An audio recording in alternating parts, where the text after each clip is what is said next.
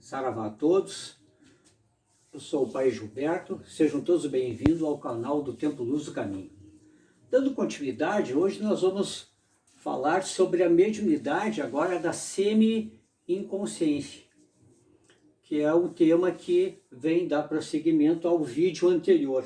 Para aquele que não assistiu ainda o vídeo sobre mediunidade consciente nos terreiros, por favor, acesse nossos vídeos lá e compartilhe se gostarem, para dar entendimento àquilo que nós vamos falar.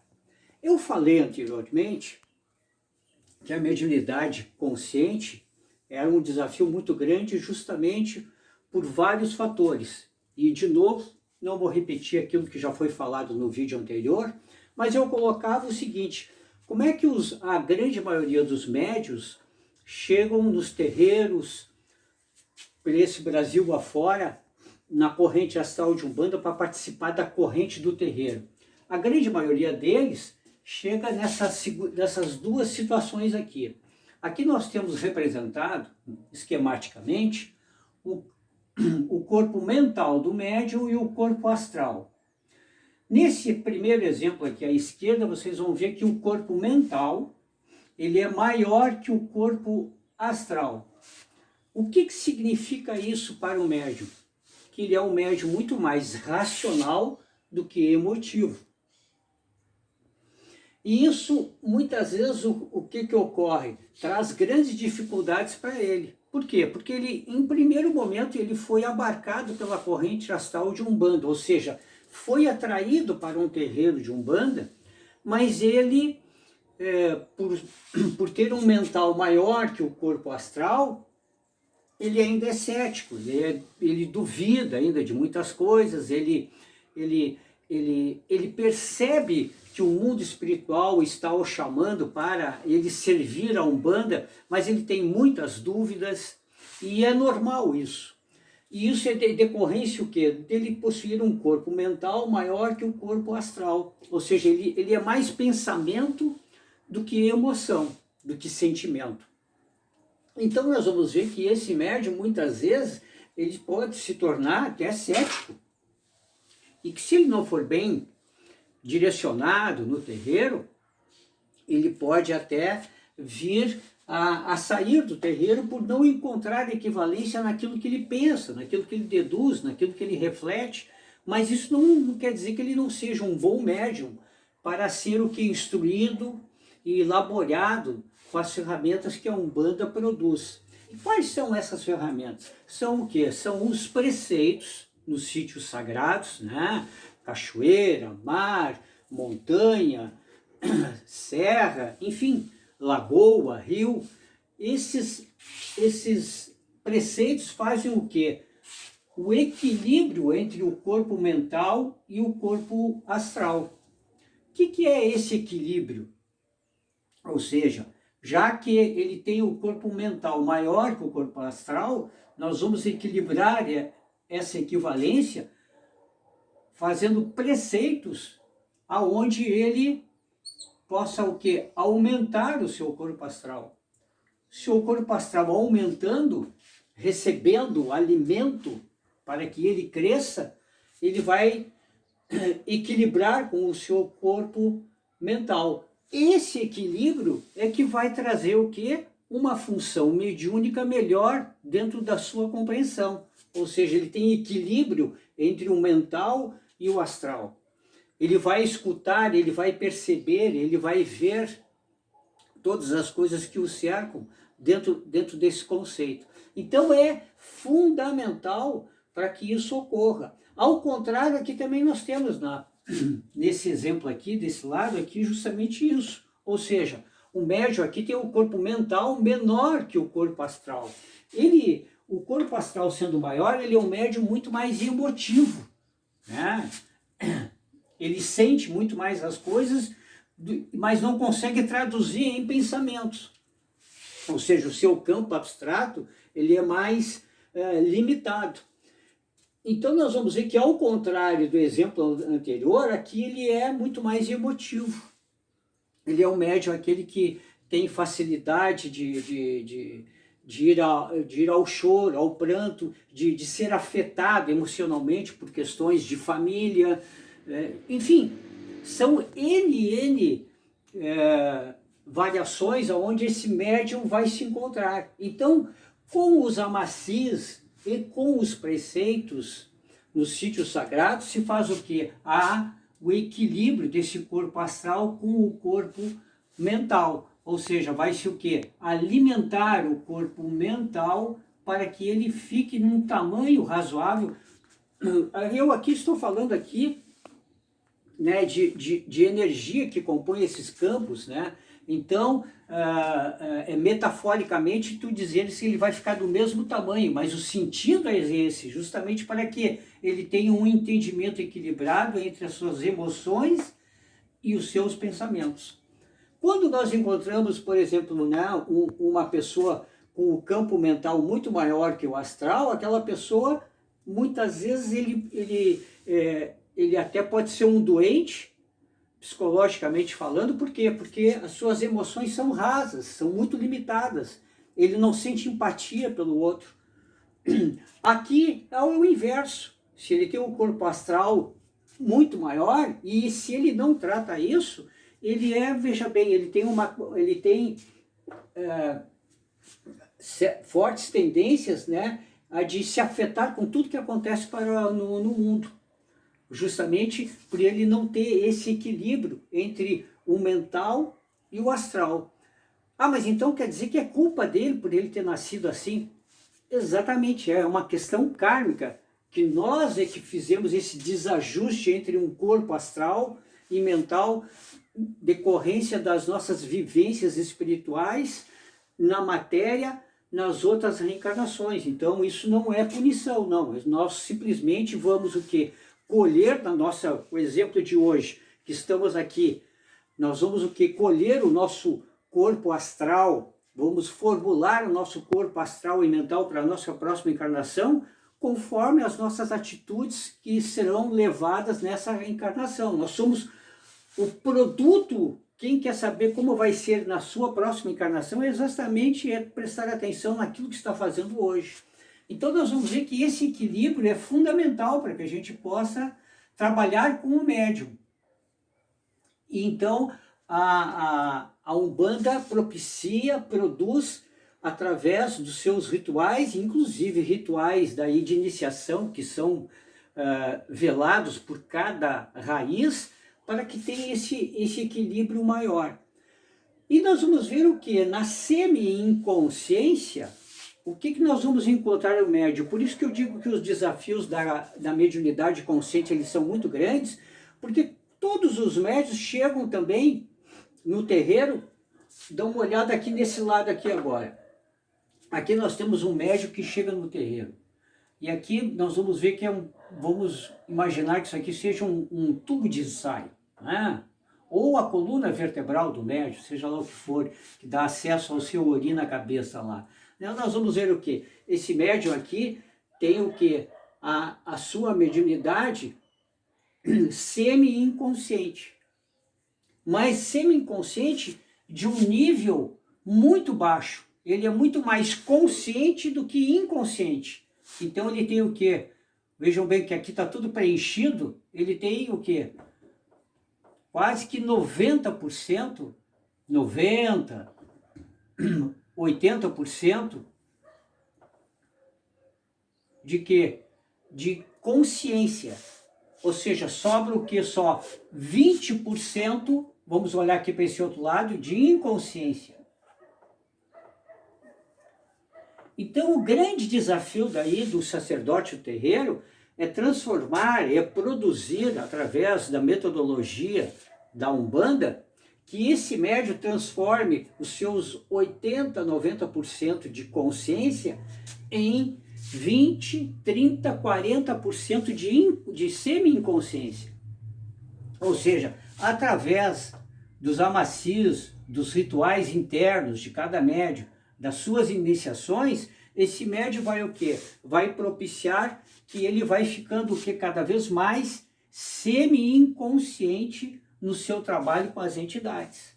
Quando ele chega no terreiro, que ele é colocado para aquele se diz em muitos terreiros, o seu desenvolvimento mediúnico, né? O seu adestramento mediúnico, o que ocorre com esse adestramento mediúnico? Ele vai entrando em contato com a sua entidade responsável pelo seu desenvolvimento, e aquela entidade vai tomando conta dele, do seu corpo astral, do corpo mental, e vai formulando cada vez mais esse contato. O que é o médium? Eu vou dar aqui hipoteticamente, uma situação. Existe N variantes. Seria impossível abordar todas elas, mas eu vou dar um exemplo. Por exemplo, aquele médium, ele chega no terreiro, como ele tem 90% do seu início de trabalho de consciência, ou seja, só 10 ou 20% de inconsciência, ou seja, ele é um médium semi-inconsciente. E a entidade vai trabalhar isso. Então, o que ocorre? A entidade começa a incorporar naquele médium, e as primeiras incorporações dele, e essas primeiras às vezes demoram meses, poderão demorar até um ano, é variável isso de médium para médium. Mas o que acontece nessas primeiras incorporações? O médium, ele percebe que ele está sendo tem a atuação de uma entidade, e ele percebe, veja bem, que essa entidade toma conta motoramente dos seus membros, ou seja, dos seus braços, das suas pernas, ou seja, ou até quando essa entidade começa a falar algo, ele sente que não é ele que está falando. O médium percebe que não é ele. Às vezes a entidade até já tem um maior controle sobre os órgãos de fonação e veja bem, essa entidade já começa até a falar de um modo diferente. E o médium começa a perceber, mas ele não perdeu a inconsciência dele, está ainda nos 80%. Veja bem, é o início do trabalho. Depois o médium, o que pode ocorrer com ele? O que muitas vezes ocorre nesse exemplo hipotético, vamos ver. Ele vai aumentando a sua semi-inconsciência. Se aqui era 20%, ele já passa agora para 40%, vamos supor, hipoteticamente. Esse 40%. Aqui o que ocorre? Aqui ele já se sente já mais um médium mais confiante. Ele já percebe a atuação da sua entidade através de gestos que a entidade faz, através de gestos ritualísticos que aquela entidade também produz, conforme a vibração dela. Veja bem, então o médium, mas ele ainda se sente o quê? Consciente, porque ele só tem semi-inconsciência de 40%. Aqui é que eu vejo que muitas vezes poderá ocorrer, e talvez seja a resposta que muitos médiuns acham que tem uma mediunidade consciente, porque eles têm a ideia, a ilusão, que eles vão perder completamente, né, a sua consciência total. E por eles não perderem, eles acham que então tem uma mediunidade consciente. Não, eles não têm uma mediunidade consciente. Ela é semi-inconsciente, por quê? Porque determinadas coisas não dependem mais da vontade do médium, e sim da entidade que está atuando sobre aquele médium. Então são gestos, são palavras, são cada vez mais a atuação da vibração, né? Por exemplo, na vibração de Xangô, aquelas entidades que chegam, batem no peito, né, dão um grito característico de Xangô, chamando os elementares. Então nós vamos ver que aquela mediunidade que no começo passou a ser consciente, ela já está beirando então 40%, 50% de semi-inconsciência. Semi-inconsciência. Então nós vamos ver que está mudando. Está mudando. Aqui ele vai perdendo, né, a sua consciência, ou seja, ele era 80% consciente, 90%, e aqui ele vai agora perdendo essa consciência, porque a atuação da entidade vai prevalecendo. Aqui, por exemplo, nos 30%, 40%, às vezes o que acontece? O médium, ele num exemplo hipotético, como estou falando, por exemplo, ele muitas vezes ele diz, é a entidade que faz ele girar o meu corpo, então eu não vou querer mais. Então ele vai tentar fazer o teste de parar aquele movimento giratório daquela entidade e ele não consegue, ele percebe que tem uma força maior atuando sobre ele. Isso é muito interessante. Então, nesse exemplo hipotético, ele vai o quê? Perdendo a sua consciência e aumentando a sua semi-inconsciência.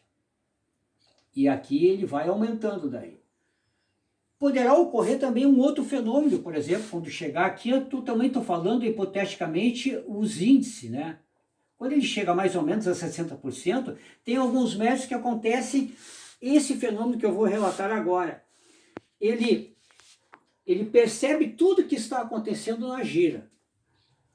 Ele com 60%, ele já é designado para dar a sua entidade, dar consulta.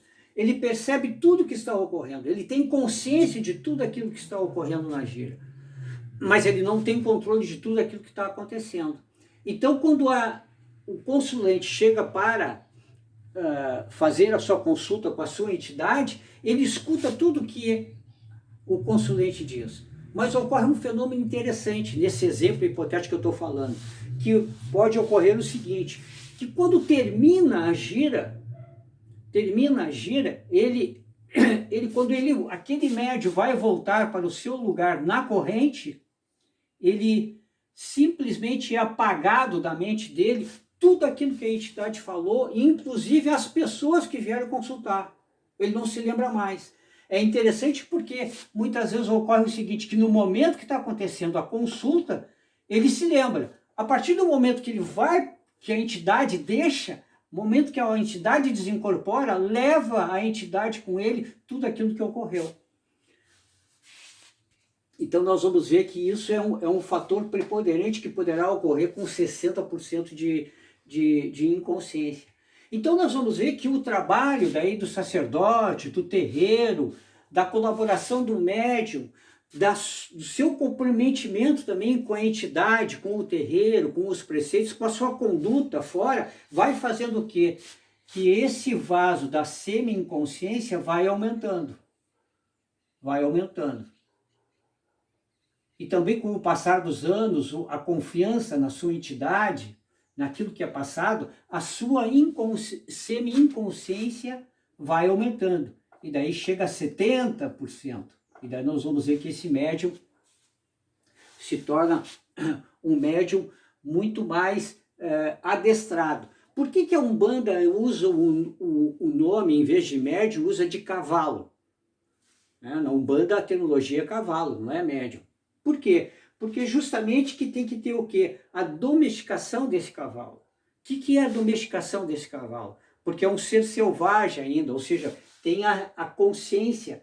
E ele tem que o quê? Ele tem que ter a semi-inconsciência para que a sua entidade atue de maneira com maior liberdade.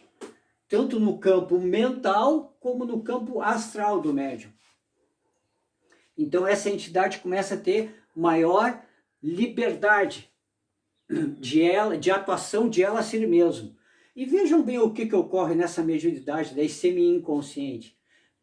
O médium, ele vai se desapegando. Por quê? Porque se ele sente a atuação forte da sua entidade, ele nota o primeiro impacto que ele tem é o seguinte, que ele, médium, ele não é o quê? O seu corpo físico. Ele é muito mais do que o corpo físico.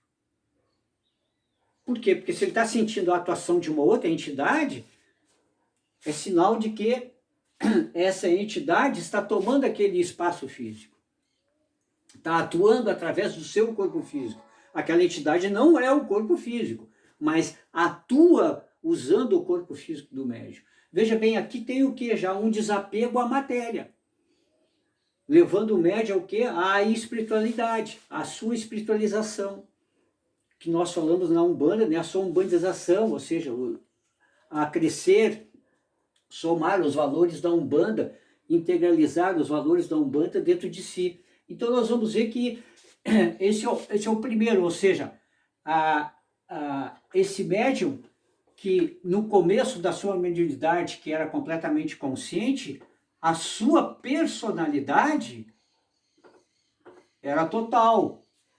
E agora ele cede essa personalidade com os seus conceitos para a entidade que vai atuá-lo.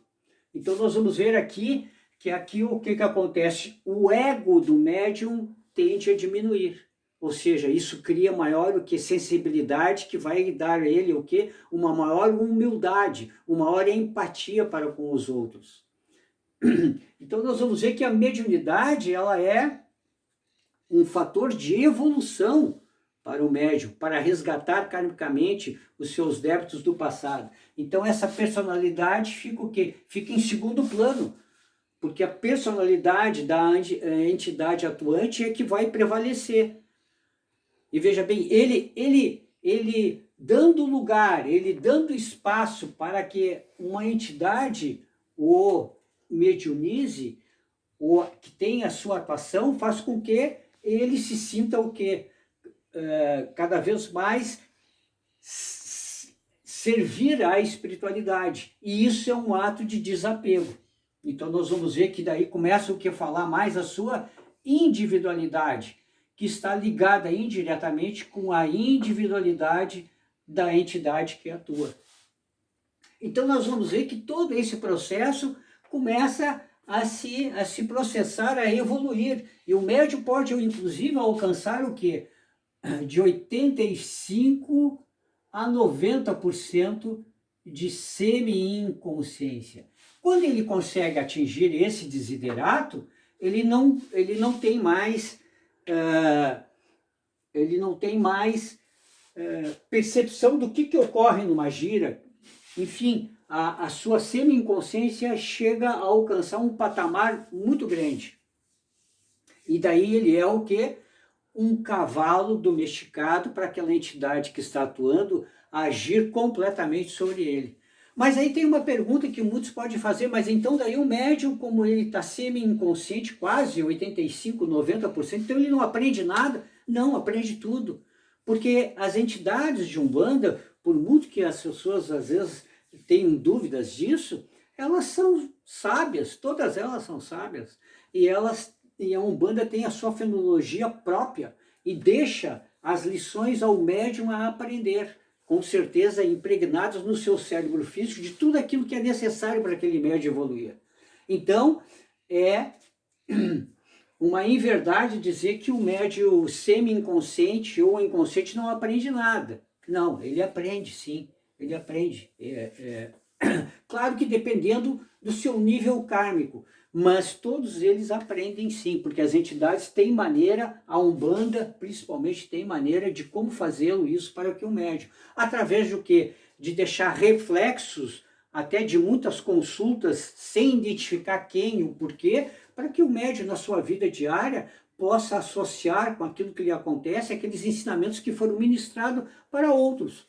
E ele consegue daí linkar justamente tudo isso. Então nós vamos ver que essa mediunidade é o que prevalece nos terreiros. O grande desafio dos sacerdotes e dos médiuns é o quê?